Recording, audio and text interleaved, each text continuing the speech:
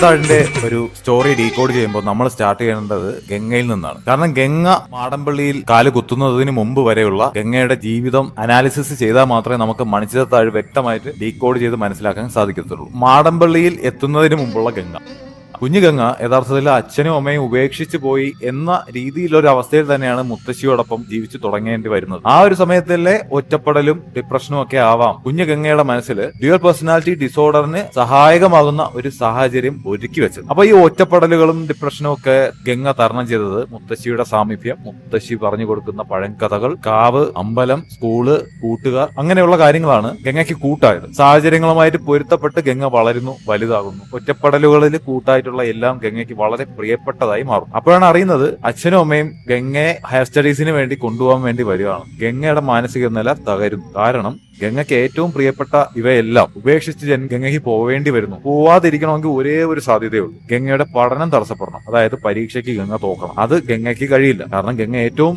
ഇഷ്ടപ്പെട്ട് ചെയ്യുന്ന ഒരു കാര്യമാണ് പഠനം. അപ്പൊ ഏറ്റവും ഇഷ്ടപ്പെട്ട് ചെയ്യുന്ന ഈ പഠനത്തിന് വേണ്ടി ഏറ്റവും പ്രിയപ്പെട്ടതായ എല്ലാം ഉപേക്ഷിച്ച് പോവേണ്ട ഒരു സാഹചര്യം ഗംഗയ്ക്ക് വരും. ഈ പോയിന്റ് നിങ്ങൾ ഓർത്തു വെക്കുക. ഏറ്റവും ഇഷ്ടപ്പെട്ട ഒന്നിനു വേണ്ടി ഏറ്റവും പ്രിയപ്പെട്ട പല കാര്യങ്ങൾ വേണ്ടാന്ന് വെക്കേണ്ടി വരുന്നു എന്നൊരു സാഹചര്യം. ഈ സാഹചര്യത്തിലാണ് ഗംഗയുടെ ഡ്യുവൽ പേഴ്സണാലിറ്റി മുളച്ചു തുടങ്ങുന്നത്. വിദ്യാഭ്യാസത്തിന് തടസ്സം വരുത്താൻ ഗംഗയ്ക്ക് കഴിയില്ല, പക്ഷെ ഈ ആൾട്ടർ ഗംഗയ്ക്ക് കഴിയും. പതിയെ പതിയെ ഈ ആൾട്ടർ ഗംഗയെ കൺട്രോളിൽ വരുത്തുകയും ആ പരീക്ഷാ ദിവസം പുസ്തകങ്ങൾ വാരി എറിഞ്ഞ് ഗംഗ ഓടി എക്സാം തടസ്സപ്പെടുത്തുകയും ചെയ്തു. ഗംഗയെ മാനസിക രോഗം നിമിത്തം അവര് കൊണ്ടുപോവുക തന്നെ ചെയ്തു. അവിടെ പോയി ഗംഗയെ സണ്ണി പറഞ്ഞ പോലെ ഏതോ നല്ല ഡോക്ടറെ കീഴിൽ ചികിത്സിച്ച് ആൾട്ടർ ഗംഗയെ കൺട്രോളിൽ കൊണ്ടുവരിക അല്ലെങ്കിൽ അടക്കം ചെയ്തു എന്ന് വേണം പറയാൻ. ഡ്യുവൽ പേഴ്സണാലിറ്റി ഡിസോർഡർ നമുക്ക് ക്യൂർ ചെയ്യാൻ പറ്റൂല. അതുണ്ടാവാനുള്ള സാഹചര്യങ്ങൾ മാറ്റി രോഗിയോടും അടുത്ത ബന്ധുക്കളോടും അതിന്റെ സാഹചര്യങ്ങളും നിങ്ങൾ ഒഴിവാക്കേണ്ട കാര്യങ്ങളൊക്കെ പറഞ്ഞ് മനസ്സിലാക്കി ഒരു കൺട്രോളിൽ നിർത്താൻ മാത്രമേ ഡ്യുവൽ പേഴ്സണാലിറ്റി എന്ന മാനസിക അവസ്ഥയെ കൺട്രോൾ ചെയ്യാൻ പറ്റത്തുള്ളൂ. കൽക്കത്തയിലെ പുതിയൊരു ജീവിതം ആരംഭിച്ചു. അതുമായിട്ട് പൊരുത്തപ്പെട്ട് ഗംഗ പോകുമ്പോഴാണ്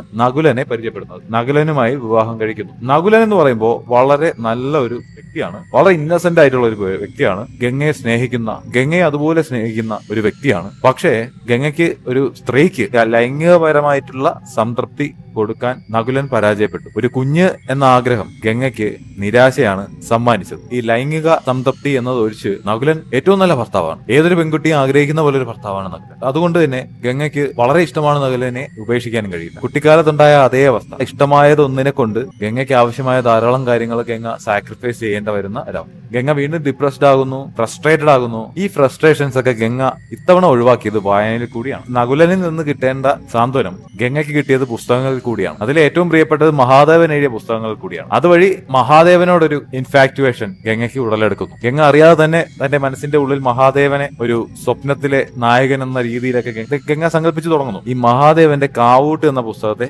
ശ്രദ്ധിക്കാം. കാവൂട്ട്, കാവ് നാഗങ്ങളുമായിട്ട് ബന്ധപ്പെട്ടതാണ്. നാഗങ്ങളെ ഊട്ടുന്നത് കാവൂട്ട്, അതെഴുതിയത് മഹാദേവൻ. ഗംഗ കുട്ടിക്കാലത്ത് കാവുകളിൽ പോയിട്ട് വിളക്ക് വെക്കുന്നതൊക്കെ നമ്മൾ സിനിമയിൽ കാണിക്കുന്നുണ്ട്. അതായത് ഗംഗയ്ക്ക് ഈ നാഗങ്ങളോട് ഒരു അറ്റാച്ച്മെന്റ് ഉണ്ട്. ഉള്ളിൽ കുട്ടിക്കാലത്തെങ്കിലും ഗംഗ വിചാരിച്ചാണ് ഞാനും ഒരു നാഗദേവതയോ അങ്ങനെ എന്തെങ്കിലുമൊക്കെ ആയിരിക്കുമോ എന്നൊക്കെ ചിലപ്പോൾ ഗംഗയുടെ സ്വപ്നങ്ങളിൽ ഉണ്ടായിരുന്നിരിക്കാം. അങ്ങനെ ചിന്തിക്കുമ്പോൾ ഈ പുസ്തകത്തിന്റെ പേര് കാവൂട്ട്, നാഗങ്ങൾക്ക് ഊട്ടുന്നത്, ഗംഗയിലെ സംതൃപ്തി ഇല്ലായ്മയെ ഊട്ടുന്നത്, അത് മഹാദേവന്റെ പുസ്തകത്തിലൂടെ മഹാദേവനാണ് ചെയ്യുന്നത്. ഇവിടെയാണ് എന്തുകൊണ്ട് ഗംഗ മഹാദേവനിലേക്ക് അട്രാക്റ്റഡ് ആയ എന്നൊരു സംഭവം. അപ്പോ ഈ ഒരു സാഹചര്യത്തിലാണ് ഗംഗ മാടമ്പള്ളിയിൽ എത്തുന്നത്. മാടമ്പള്ളിയിൽ എത്തിക്കഴിഞ്ഞാൽ ഗംഗയുടെ ശരീരത്തിൽ എങ്ങനെയാണ് ആ ഉറങ്ങിക്കിടന്ന ആ ഡ്യുവൽ പേഴ്സണാലിറ്റി ഡിസോർഡർ വീണ്ടും മുളയിടുന്നത് എന്നാണ് അടുത്ത നമുക്ക് നോക്കേണ്ടത്.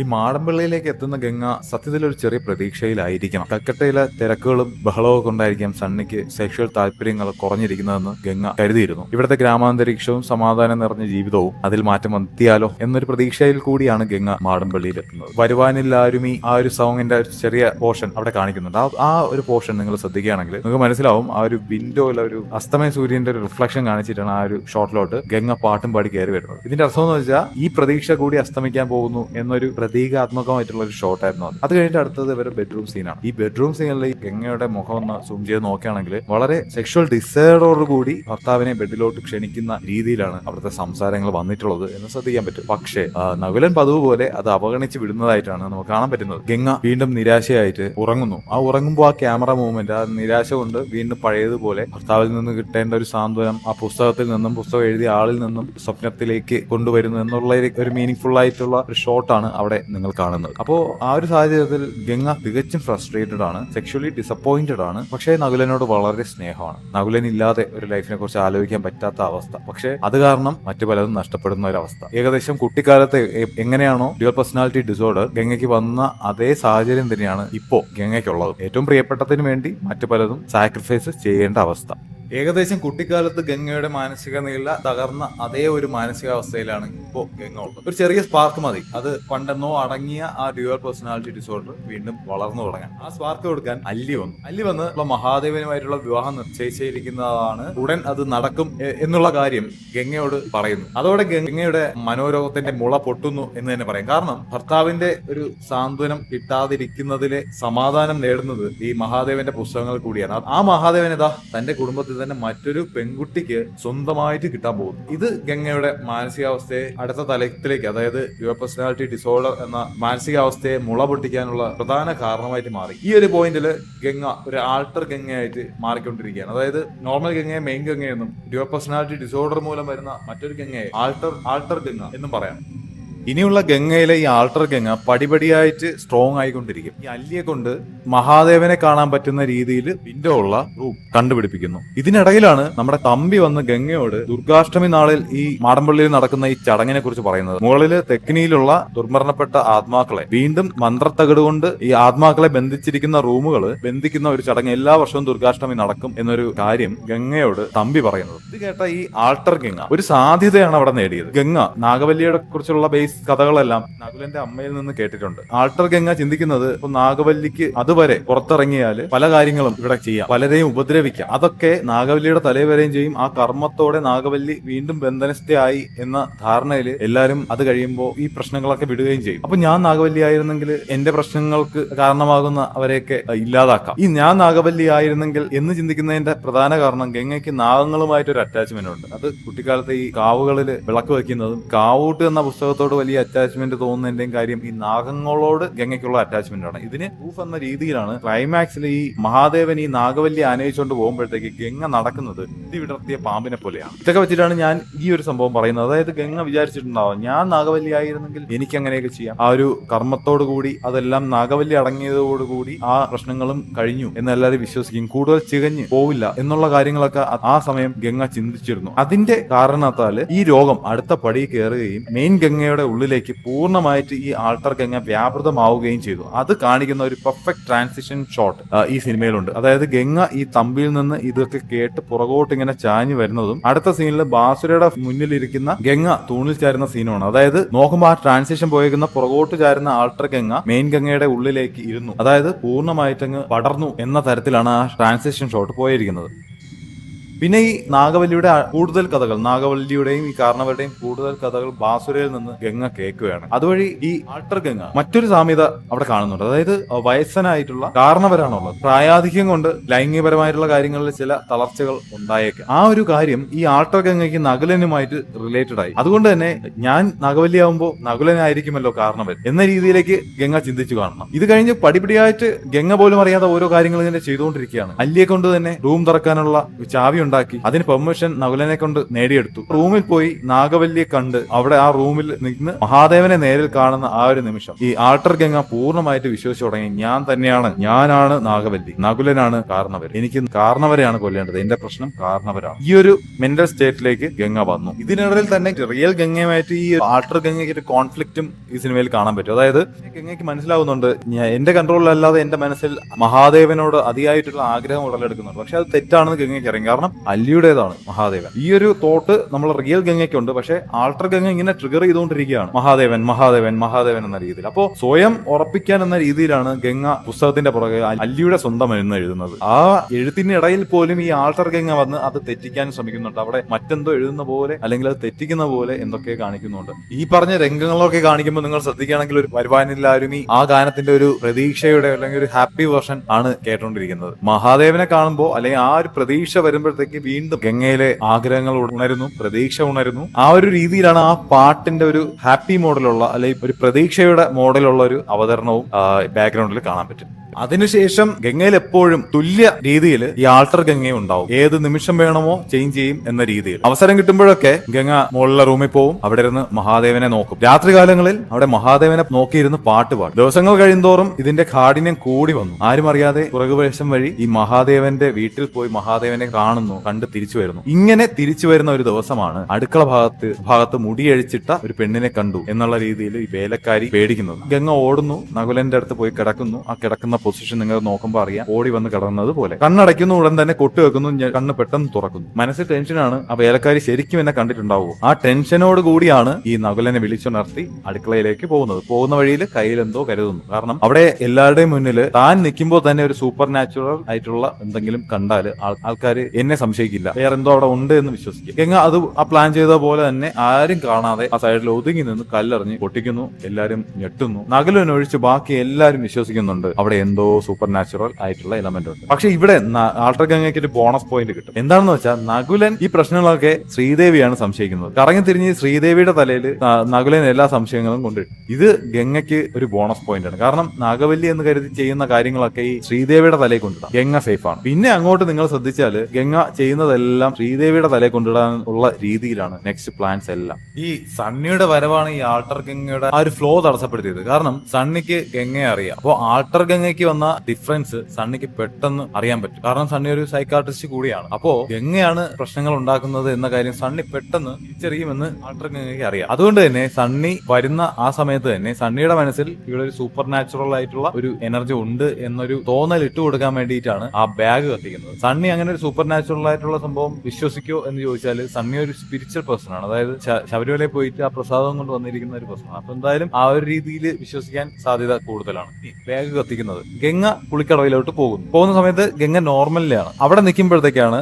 നകുലന്റെ വാ പൊത്തി സണ്ണി ഗംഗയെ എന്ന് വിളിക്കുന്നത്. ആ വിളി കേട്ട് കയറി വരുന്ന ഗംഗ. അപ്പൊ കുളിക്കടവിലോട്ട് പോകുന്ന ഗംഗയെ ശ്രീദേവി കണ്ടിരുന്നു. അപ്പോ ഈ വിളി കേട്ട് ഗംഗ കയറി വരികയാണ്. കയറി വന്ന് കാണുന്നത് സണ്ണിയാണ്. സണ്ണിയെ കാണുമ്പോഴത്തേക്ക് ആൾട്ടർ ഗംഗ ഉണരുന്നു. കാരണം സണ്ണി ആൾട്ടർ ഗംഗയ്ക്ക് പണി വരും. അതുകൊണ്ട് ആൾട്ടർ ഗംഗ ഉണരുന്നു. ആൾട്ടർ ഗംഗ ഈ ഒരു കലിപ്പില് നേരെ തെക്കിനിയിലോട്ട് പോകാൻ വേണ്ടി മുകളിലോട്ട് പോകുന്നു. ആ പോകുന്നത് ശ്രീദേവി വീണ്ടും കാണുന്നു. അപ്പോ പുറകെ അല്ലി ഗംഗയെ തിരക്കി വരുന്നു. ശ്രീദേവിയോട് ചോദിക്കുമ്പോഴത്തേക്ക് പറയുന്നു മുകളിലോട്ട് പോയത്. അല്ലി പുറകെ വന്ന് ഗംഗ ചേച്ചി എന്ന് വിളിക്കുന്ന കേട്ട് ആ ദേഷ്യത്തില്, അതായത് ആരും കാണാതെ തെക്കിനിയിൽ പോകാൻ പോയ ആളാണ്, ഇങ്ങനെ ശല്യം വരുന്നതുകൊണ്ട് അല്ലിയെ ഓട്ടിക്കാൻ നോക്കുന്നു. അതായത് അപ്പോഴത്തേക്ക് ചിന്തിക്കുന്നത് ഇങ്ങനെ ഓട്ടിച്ച് ആ ഒരു ബഹളത്തിൽ താഴെ ഉള്ളവരെല്ലാം കയറി വരും, അപ്പോഴത്തേക്ക് താഴെ പോയി ബാഗ് കത്തിക്കാം എന്നുള്ള രീതിയിൽ അപ്പോ പ്ലാൻ ചെയ്ത് ഓട്ടിക്കുന്നു. ഗംഗയുടെ നല്ല ടൈം എന്ന് പറയുന്ന പോലെ അല്ലി ഓടി കയറിയത് ശ്വാസം കിട്ടാത്ത റൂമിൽ. അപ്പൊ അതിനെ പൂട്ടിയിട്ട് ഗംഗ പയ്യെ ആരും കാണാതെ താഴെ വരുന്നു. അപ്പൊ താഴെ ഉള്ളവരൊക്കെ മുകളിൽ കയറിപ്പോയി. അപ്പൊ ഈ ബാഗ് കത്തിച്ച് ഗംഗ വീണ്ടും കുളിക്കടവിൽ പോകുന്നു. ഗംഗ സ്പ്ലിറ്റ് ആവുന്നു. അതായത് ആൾട്ടർ ഗംഗ നോർമൽ ഗംഗയായി മാറുന്നു. കുളിച്ചു എന്ന തെറ്റിദ്ധാരണയിൽ ഗംഗ മുകളിലെ ബഹളം കേട്ട് അങ്ങോട്ട് പോകുന്നു. എന്നിട്ടാണ്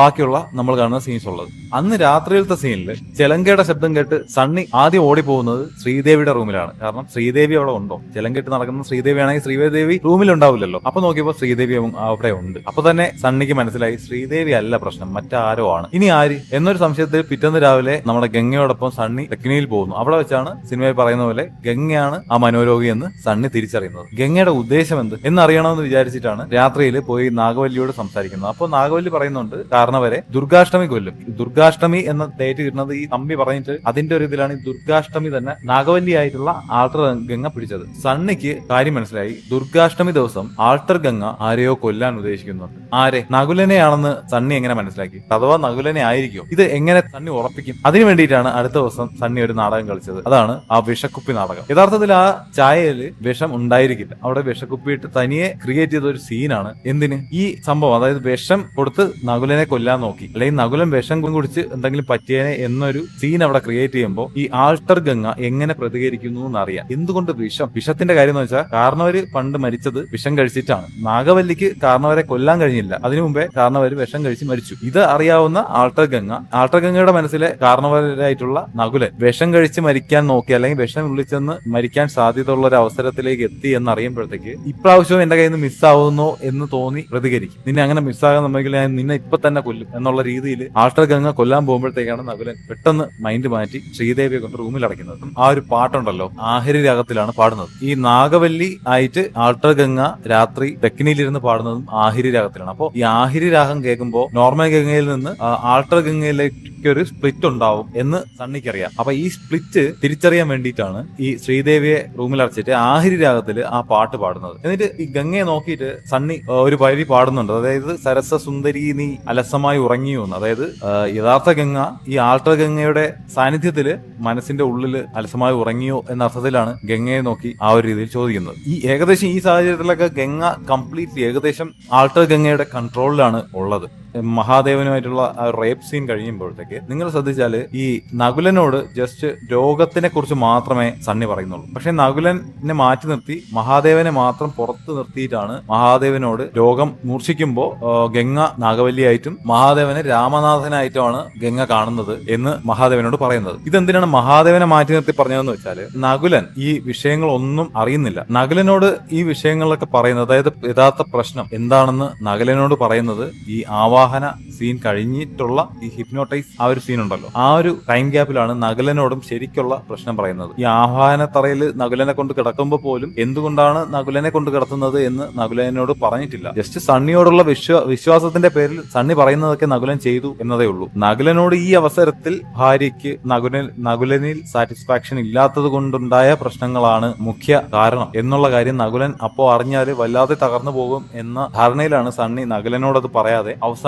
എല്ലാം കഴിഞ്ഞിട്ട് നകുലനെ പറഞ്ഞ് മനസ്സിലാക്കാം എന്ന രീതിയിൽ മാറ്റിവെക്കുന്നത്. അപ്പൊ മഹാദേവനോട് എന്തിനു അങ്ങനെ ഒരു സ്റ്റോറി പറഞ്ഞെന്ന് വെച്ചാൽ മഹാദേവന്റെ സാന്നിധ്യം ഈ ചികിത്സയ്ക്ക് വേണ്ടി വരും എന്ന് സണ്ണിക്ക് അറിയായിരുന്നു. അപ്പൊ മഹാദേവനെ കൺവിൻസ് ചെയ്യുന്ന ഒരു സ്റ്റോറി മഹാദേവനോട് പറഞ്ഞു എന്നേ ഉള്ളൂ. ഈ ഒരു സാഹചര്യത്തിൽ യഥാർത്ഥത്തിൽ റിയൽ ഗംഗ, മെയിൻ ഗംഗ പോലും ശ്രീദേവിയാണ് ഇവിടുത്തെ പ്രശ്നക്കാരി എന്ന് വിശ്വസിച്ചിരുന്നു. അത്തരത്തിലായിരുന്നു ഈ ആൾട്ടർ ഗംഗയുടെ പെർഫോമൻസ്. അതിനുദാഹരണമാണ് ഈ കീറിയ സാരി എടുത്തിട്ട് ശ്രീദേവി ആയിരിക്കും എന്ന് സണ്ണി പറയുമ്പോൾ അല്ലാതെ പിന്നെ ആരാ എന്ന് ചോദിച്ച് ഗംഗ ചായ എടുക്കാനായിട്ട് പോകുന്ന ഒരു സീനുണ്ട്. ഇതിലൊരു ചെറിയ ഡീറ്റെയിലിംഗ് ഉണ്ട്. അതായത് ഈ ബ്രഹ്മദത്ത നമ്പൂതിരിപ്പാട് വരുമ്പോഴത്തേക്ക് ഒരു ആടുന്ന കസേര അവിടെ ഉണ്ട്. ഈ സണ്ണി പുറകിൽ നിന്ന് വന്നിട്ട് ഈ ആടുന്ന കസേര പിടിച്ചു നിർത്തിയിട്ടാണ് നമ്പൂതിരിയെ കാണുന്നത്. അവർ തമ്മിലുള്ള സംഭാഷണം ഉള്ളത്. ഈ ആടുന്ന കസേര പിടിച്ചു നിർത്തുന്നതിലൂടെ ഈ ഗംഗയുടെ ഈ ചാഞ്ചാടുന്ന മനസ്സിനെ പിടിച്ചു നിർത്താൻ പോകുന്നത് സണ്ണിയാണ് എന്നൊരു ഡീറ്റെയിലിംഗ് അവിടെ കൊടുത്തിട്ടുണ്ട്. എന്തുകൊണ്ടാണ് നകുലൻ ഓർ ഗംഗ, ഒന്നുകിൽ നകുലൻ കൊല്ലപ്പെടും അല്ലെങ്കിൽ ഗംഗ ആത്മഹത്യ ചെയ്യും. ഈ നകുലൻ കൊല്ലപ്പെടുന്നത് ചികിത്സിച്ച് ഭേദമായില്ലെങ്കിൽ ഗംഗ നകുലനെ കൊല്ലാൻ ശ്രമിക്കും എന്നതുകൊണ്ടാണ് നകുലൻ കൊല്ലപ്പെടും എന്ന ഒരു ഓപ്ഷൻ സണ്ണി പറയുന്നത്. പക്ഷേ ഗംഗ ആത്മഹത്യ ചെയ്യും എന്തുകൊണ്ടാണ്? ഒരിക്കലും ഒരു രോഗാവസ്ഥ കൊണ്ട് ഇങ്ങനെ ചെയ്തു എന്ന് അറിയുന്ന ഗംഗ അല്ലെങ്കിൽ നകുലൻ അറിഞ്ഞാലോ അല്ലെങ്കിൽ ബന്ധുക്കൾ അറിഞ്ഞാലോ ഗംഗയ്ക്ക് ആത്മഹത്യ ചെയ്യേണ്ട ഒരു സാഹചര്യം ഇല്ല. പകരം അതായത് സ്വന്തം പുരുഷനിൽ സാറ്റിസ്ഫൈഡ് അല്ലാത്ത ഒരു സ്ത്രീ മറ്റൊരു പുരുഷനിൽ അത് കണ്ടെത്താൻ ശ്രമിച്ചു എന്നറിയുമ്പോൾ, ഭർത്താവ് അറിഞ്ഞു എന്നറിയുമ്പോൾ അല്ലെങ്കിൽ ബന്ധുക്കൾ അറിഞ്ഞു എന്നറിയുമ്പോഴത്തേക്ക് ഒരു സ്ത്രീക്ക് ഒരിക്കലും അത് സഹിക്കാൻ പറ്റില്ല. അതായിരിക്കും ഗംഗ ആത്മഹത്യ ചെയ്യാനുള്ള സാധ്യതകൾ സണ്ണി പറഞ്ഞത്. അതുകൊണ്ട് തന്നെയാണ് ഈ ബ്രഹ്മദത്ത നമ്പൂതിരിയോട് പറയുന്നുണ്ട്, എനിക്ക് ചികിത്സിക്കാൻ ധാരാളം വഴികളുണ്ട്, അതെല്ലാം ഒരു സ്ഥലത്താണ് വന്നു ചേരുന്നത്, അതായത് ഒന്നുകിൽ സണ്ണി അല്ലെങ്കിൽ ഗംഗ. പക്ഷെ ഞാൻ സെലക്ട് ചെയ്യുന്ന വഴിയിൽ എനിക്ക് തിരുമേനിയുടെ സഹായം, തിരുമേനിയുടെ മന്ത്രങ്ങളുടെയും കളത്തിന്റെയും ആ ഒരു അറ്റ്മോസ്ഫിയർ ഒരുക്കി തരണം എന്നുള്ള രീതിയിൽ തിരുമേനിയോട് ആവശ്യപ്പെടുന്നുണ്ട്. അതെന്തിനാണെന്ന് വെച്ചാൽ, ഒന്ന്, ഈ ബന്ധുക്കളുടെ മുന്നിൽ ഒരിക്കലും ഗംഗ മനോരോഗിയാണ് എന്നൊരു ഇമേജ് വരാൻ പാടില്ല. അവിടെ ഒരു ആവാഹന കർമ്മം ഗംഗയുടെ ശരീരത്തിൽ ഉണ്ടായിരുന്ന ഒരു പ്രേതാത്മാവിനെ ഒഴിപ്പിച്ചു എന്നത് മാത്രമേ അവരുടെ മനസ്സിൽ വരാവൂ എന്ന് സണ്ണി ആഗ്രഹിച്ചു. അതോടൊപ്പം ഈ ആൾട്ടർ ഗംഗ നിലവിൽ വിചാരിക്കുന്നത് ഞാൻ മരിച്ചുപോയ നാഗവല്ലിയാണെന്നാണ്. അപ്പോൾ ആ ആൾട്ടർ ഗംഗയെ വിശ്വസിപ്പിച്ച് ഒന്ന് അടക്കി ആ മെയിൻ ഗംഗയെ ഉണർത്തിയെടുത്താൽ മാത്രമേ മെയിൻ ഗംഗയോട് ഈ കാര്യങ്ങളൊക്കെ പറഞ്ഞ് നോർമൽ സ്റ്റേറ്റിലോട്ട് കൊണ്ടുവരാൻ പറ്റും. മാനസിക പ്രശ്നം ഉണ്ടെന്നും മാനസിക പ്രശ്നത്തിലേക്ക് പോയത് ഈ നകുലനിലെ പ്രശ്നങ്ങൾ കൊണ്ടാണെന്നും അത്തരത്തിലുള്ള തിരിച്ചറിവ് ഗംഗയ്ക്ക് കൊടുക്കണമെങ്കിൽ ഗംഗയെ മെയിൻ മെമ്മറിയിലോട്ട് കൊണ്ടുവരണം. അതിന് ആ ആൾട്ടർ ഗംഗയെ കബളിപ്പിച്ച് ആവാഹന ക്രിയകളൊക്കെ കാണിച്ച് തണുപ്പിച്ച് കൊണ്ടുവരണം. ഈ രണ്ട് കാര്യങ്ങൾ ചെയ്യാൻ വേണ്ടിയിട്ടാണ് തിരുമേനിയുടെ ആവാഹന കളത്തിന്റെ സഹായം സണ്ണി തേടുന്നത്. സണ്ണി നകുലനോട് പറയുന്നുണ്ട്, നിന്നെ അവൾ പിച്ച് ചീന്തി എന്ന് വരും, ഒരിക്കലും മാപ്പ് കൊടുക്കാൻ പറ്റാത്ത തരത്തിൽ ആഴമേറിയ മുറിവുകൾ അവൾ നിന്റെ മനസ്സിൽ ഉണ്ടാക്കും. എന്താണ് ഈ ആഴമേറിയ മുറിവ്? അതൊരിക്കലും മാനസിക രോഗം കൊണ്ട് കാരണവരായിട്ട് കണ്ട് നകുലനെ കൊല്ലാൻ ശ്രമിച്ചു എന്നറിയുന്നത് കൊണ്ടല്ല, അല്ലെങ്കിൽ പ്രേതാത്മാവ് ശരീരത്തിൽ കയറി കാരണവരായിട്ട് കണ്ട നകുലനെ കൊല്ലാൻ ശ്രമിച്ചു എന്ന് അറിയുന്നത് കൊണ്ടല്ല. അത്രയും വലിയ മുറിവ് ഉണ്ടാക്കുന്നത് എന്തുകൊണ്ടാണെന്ന് വെച്ചാൽ നകുലനിലെ കാര്യപ്രാപ്തി കുറവാണ് ഗംഗയിലെ ഈ അവസ്ഥയ്ക്ക് കാരണം എന്ന് നകുലൻ അറിയുകയും ഗംഗ അതിനുവേണ്ടി മറ്റൊരു പുരുഷനെ ഈ അസുഖം നിമിത്തം സ്വന്തമാക്കാൻ ശ്രമിച്ചു എന്നറിയുന്നതിലൂടെയുമാണ് നകുലനിൽ ഈ വിഷമങ്ങൾ, ഡീപ്പായിട്ടുള്ള മുറിവുകൾ മനസ്സിലുണ്ടാവാൻ സാധ്യത ഉള്ളത്. ഇതാണ് സണ്ണി ഉദ്ദേശിക്കുന്നത്. ആവാഹന ക്രിയ കഴിഞ്ഞിട്ടുള്ള റിയൽ ഗംഗയെ നെഞ്ചിൽ എറിഞ്ഞു കൊടുത്തിട്ട് സണ്ണി ഗംഗയോട് നകുലനോട് പറയുന്നുണ്ട്, ഇത്രയേറെ മാനസികമായിട്ട് ആഴത്തിൽ മനസ്സിലാക്കിയ ഒരു ഭാര്യയും ഭർത്താവും ലോകത്തിലുണ്ടാവില്ല, സത്യമെന്ന്. അതായത് ആ നിമിഷം നകുലന്റെ പ്രശ്നങ്ങൾ എന്താണെന്നും ഗംഗയുടെ പ്രശ്നങ്ങൾ എന്താണെന്നും പരസ്പരം മനസ്സിലാക്കി എന്ന് വ്യക്തമാക്കുന്ന ഒരു സീനായിരുന്നു. അതായത് നമ്മൾ ഈ പറഞ്ഞ കാര്യങ്ങളൊക്കെ അവർ പരസ്പരം മനസ്സിലാക്കി അംഗീകരിച്ച് മുന്നോട്ട് പോകാൻ തീരുമാനിച്ചു എന്ന് വ്യക്തമാക്കുന്ന ഒരു സീനായിരുന്നു. അതുകൊണ്ടാണ് അത് കഴിഞ്ഞിട്ടുള്ള സീനിൽ കൽക്കത്തയിലേക്ക് പോകാൻ ഇറങ്ങിയ നകുലനും ഗംഗയും, സണ്ണിയോട് പറയുന്നുണ്ട് എനിക്ക് നകുലേട്ടൻ്റെതായിട്ട് മാറണം, അത് നകുലേട്ടന് പൂർണ്ണ ബോധ്യം വരണമെന്ന്. അതായത് നകുലന് മനസ്സിൽ ഒരു തരത്തിൽ പോലും സംശയം ഉണ്ടാവാൻ പാടില്ല, ഇവിടെ നിന്നാൽ തൊട്ടടുത്ത് മഹാദേവനുണ്ട്, ആ ഒരു സംശയം മാറില്ല എന്നൊരു തോന്നലിലാണ് ഗംഗ അത്തരത്തിൽ ഒരു രീതിയിൽ സംസാരിക്കുന്നത്. ഈ സിനിമ തീരുമ്പോഴത്തേക്ക് നമ്മുടെ ഇന്നസെന്റ് ക്യാരക്ടറിനോട് സണ്ണി പറയുന്നുണ്ട് കാരണം അവർ ഇവിടെയൊക്കെ ഉണ്ട്, നമ്മളെത്തി മാത്രമേ പൂട്ടിയിട്ടുള്ളൂ. അതിന് ഇന്നസെന്റ് തിരിച്ച് മറുപടിയും പറയുന്നുണ്ട്. ഈ സീനിൽ വ്യക്തമാക്കുന്നത് അവിടുത്തെ ബന്ധുക്കളിൽ എല്ലാവരും ഇതൊരു ആവാഹനക്രിയ അല്ലെങ്കിൽ ഒരു ബാധ ഒഴിപ്പിക്കലാണ് നടന്നതെന്നും ഗംഗയുടെ മാനസിക പ്രശ്നങ്ങളെ കുറിച്ച് അവർക്കൊരു ധാരണ ഇല്ല എന്നും ആണ് ഇത് വ്യക്തമാക്കുന്നത്. ഇത് കഴിഞ്ഞിട്ട് പോകുമ്പോഴത്തേക്കാണ് ഈ പപ്പുവിന്റെ സീൻ വരുന്നത്. അപ്പൊ ഫാസിൽ ഒരു ഇന്റർവ്യൂ പറഞ്ഞിട്ടുണ്ട്, ലഘു മനോരോഗങ്ങൾ കൂടി ഉൾപ്പെടുത്താൻ വേണ്ടിയിട്ടാണ് പപ്പുവിന്റെ ക്യാരക്ടർ ഈ സിനിമയിൽ ഉൾപ്പെടുത്തിയത്. അതുകൊണ്ട് തന്നെ ലഘു മനോരോഗങ്ങൾക്ക് അത്ര വലിയ ചികിത്സ ഇല്ലാത്തത് കൊണ്ട് തന്നെയായിരിക്കും പപ്പുവിന് മാനസിക രോഗം മാറി എന്നൊരു ബോധ്യം ഉണ്ടാക്കൽ മാത്രമാണ് ഇതിൽ സണ്ണി ചെയ്യുന്നത്. തലയിലൊരു കൊട്ടുകൊട്ടി അസുഖം മാറി എന്ന് പറയുന്നത്. യഥാർത്ഥത്തിൽ പപ്പുവിന്റെ അസുഖം മാറിയിട്ടില്ല. ഈ വണ്ടി തടഞ്ഞു നിർത്തിയിട്ട് വണ്ടിയുടെ അകത്ത് നോക്കി ഫ്രണ്ട് ക്യാബിനിൽ കംപ്ലീറ്റ് നോക്കിയിട്ടാണ് ബാക്കിൽ ഗംഗയെ നോക്കിയിട്ടാണ് ചെമ്പങ്കോട്ടെ ശ്രീദേവി കൊച്ചിന്റെ ഭ്രാന്തൊക്കെ മാറിയോ എന്ന് ചോദിക്കുന്നത്. അതായത് ഫ്രണ്ടില് സണ്ണി ഇരിപ്പുണ്ട്, സണ്ണിയാണ് ഭ്രാന്തിനെ ചികിത്സിച്ച ഡോക്ടർ എന്ന് അറിയാവുന്ന പപ്പുവിന്റെ ക്യാരക്ടർ സണ്ണിയോട് ചോദിക്കാതെ പുറകെ വന്ന് ഗംഗയോടാണ് ചോദിക്കുന്നത്. പപ്പുവിന്റെ ക്യാരക്ടറിനുണ്ടായിരുന്ന അസുഖം ഒരാളെ കാണുമ്പോൾ മറ്റൊരാളായിട്ട് തോന്നുക എന്നതാണ്. പപ്പുവിന്റെ ക്യാരക്ടർ പൊതുവെ എല്ലാവരെയും കുടുംബപ്പേര് പറഞ്ഞാണ് വിളിക്കുന്നത്. അതായത് അസുഖം വന്നതിന് ശേഷം കാറിനകത്തിരിക്കുന്ന ഇന്നസെന്റിന്റെ ക്യാരക്ടറിനോട് ഹരേരത്ത് പപ്പനാവല്ലേ എന്ന് ചോദിക്കുന്നുണ്ട്. അതുപോലെ തന്നെ സൈക്കിളിൽ വരുന്ന ഗണേഷ് കുമാറിന്റെ ക്യാരക്ടറിനോട് ചോദിക്കുന്നുണ്ട്, വാര്യമ്പള്ളിയിലെ മീനാക്ഷി കൊച്ചല്ലേ എന്ന് ചോദിക്കുന്നുണ്ട്. അത് ഈ സീനിൽ ഗംഗയോട് ചോദിക്കുന്നത് വാര്യമ്പള്ളിയിലെ മീനാക്ഷി കുട്ടിയുടെ ഭ്രാന്തൊക്കെ മാറിയെന്നാണ്. അത് ഗംഗയെ തന്നെ കയറി പിടിച്ചു വന്ന് ചോദിക്കുന്നുണ്ട്, എന്തുകൊണ്ട് ഡോക്ടറോട് ചോദിച്ചില്ല? അപ്പൊ ഭ്രാന്ത് മാറിയിട്ടില്ല. ഈ പുറകിലിരിക്കുന്നത് യഥാർത്ഥത്തിൽ ശ്രീദേവിയാണെന്ന് തെറ്റിദ്ധരിച്ചാണ് ഈ ശ്രീദേവിയോട് വന്ന് ചോദിക്കുന്ന പോലെയാണ് ഗംഗയോട് വന്ന് ചോദിക്കുന്നത്. ഇനി അഥവാ ഭ്രാന്ത് മാറിയിട്ടുണ്ടെങ്കിൽ ഗംഗയെ നാഗവല്ലിയായിട്ട് ആദ്യം കണ്ട അപ്പുവിന്റെ ക്യാരക്ടറിന് ഗംഗയെ കാണുമ്പോൾ ഭ്രാന്തിനെ കുറിച്ച് ചോദിക്കേണ്ടി വരൂ, അത് ഗംഗയുടെ ബാധയെ കുറിച്ച് ചോദിക്കേണ്ടി വരൂ